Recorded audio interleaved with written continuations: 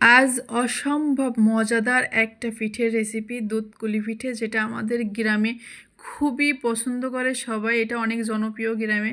তো সেই পিঠেটাই আজকে আমি তো প্রথমেই আমি চুলায় একটা কড়া বসিয়ে দিলাম, তাতে কিছুটা পরিমাণ নারকেল দিয়ে দিলাম। তো তারপরে কিছুটা চিনি অ্যাড করে দিছি, দিয়ে সুন্দর করে এভাবে নেড়ে চেড়ে একটা পুর বানিয়ে নিচ্ছি নারকেলের। তো এই পুর দিয়ে সুন্দর একটা দুধকুলি পিঠে বানাবো। এটা অসম্ভব মজা হয় খেতে, না বানালেই বুঝতে পারবেন না। তো নারকেলের পুরটা আমি উঠাই নেওয়ার পরে তাতে আবারও একটু পানি দিয়ে দিলাম। পানিটা যেই ফুটে উঠেছে স্বাদ অনুযায়ী লবণও কিন্তু দিয়ে দিছি। তারপরে পানি ফোটার পরে আমি চালের গুঁড়ো এর সাথে অ্যাড করেছি। তো সুন্দর করে চালের গুঁড়োটা এভাবে অ্যাড করে একটা সুন্দর একটা খামির তৈরি করে নিছি। তারপর খামিরটা এইভাবে সুন্দর করে চটকায়ে দুই সাইড করে নিচ্ছি, মানে দুইটা করে নিচ্ছি। আমি একটা একটু কালার মিশাবো আর একটা সাদা রাখবো। এভাবে কালারফুল করলে আমার বাচ্চারা খুবই পছন্দ করে, এই কারণে আমি একটু কালারফুল করছি। আপনারা কিন্তু কালারটা স্কিপও করতে পারেন। তো আমি সুন্দর করে এইভাবে হলুদ কালারের একটা কালার করে নিছি, ফুড কালার, যেটা যে কোনো মুদিখানের বড় মুদিখানের দোকানে পাওয়া যায়। তো তারপরে আমি ওইটা সুন্দর করে চটকায় এক সাইডে ধুয়ে সাদাটা ওইভাবে সুন্দর করে চটকায় নিচ্ছি। আমার দুইটা খামিরই কিন্তু এই যে সুন্দর রেডি হয়ে গেছে। তারপরে আমি এইভাবে সুন্দর করে অল্প অল্প করে ছোটো ছোটো করে লেচি কেটে নিচ্ছি, নিয়ে এইভাবে গোল গোল করে একটা শেপ দিয়ে নিচ্ছি, গর্ত মতন করে নিচ্ছি। তো এর ভিতরে আমি অল্প একটু পুর দিয়ে দেবো নারকেলের পুর এইভাবে সুন্দর করে ওর ভিতরে দিয়ে সুন্দর করে মুখ সিল করে দিতে হবে। এই যে এইভাবে সুন্দর করে সিল করে দিচ্ছি যাতে এটা খুলে না যায়।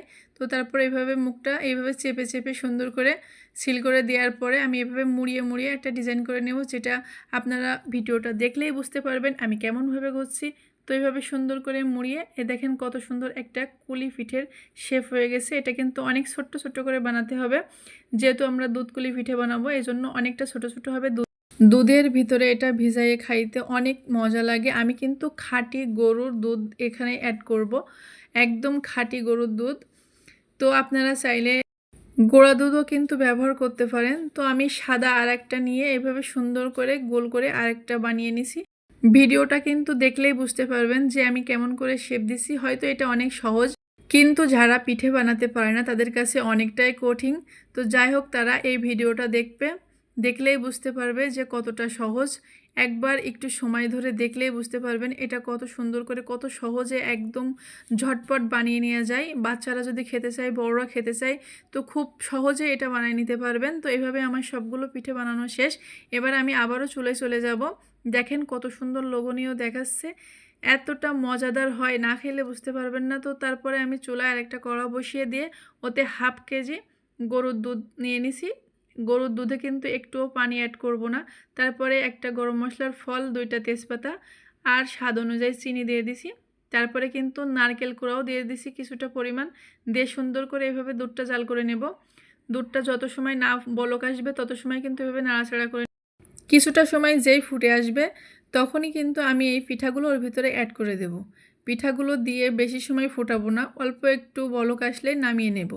বেশি ফুটালে কিন্তু আবার ভেঙে যাওয়ার ভয় থাকবে। তো যাই হোক, এইভাবে সবগুলো একে একে এর ভিতরে দিয়ে দিলাম, দিয়ে আমি আবারও একটু জাল করে নিচ্ছি, অল্প একটু নাড়িয়ে দিচ্ছি। এভাবে সুন্দর করে একটু বলক এসে গেলেই আমি পিঠাটা নামিয়ে নেব। এই যে বলক এসে গেছে, এবার কিন্তু আমি পিঠাটা নামিয়ে নেব।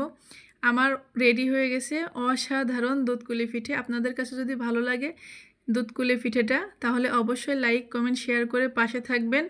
যারা পিঠে বানাতে ভয় পান, যারা ডিজাইনের ভয়তে পিঠে বানাতে পারেন না, তারা কিন্তু ভিডিওটা একটু দেখবেন, তাহলে বুঝতে পারবেন। একটু সময় ধরে দেখলেই বুঝতে পারবেন যে কতটা সহজ, একদম পানির মতো সহজ।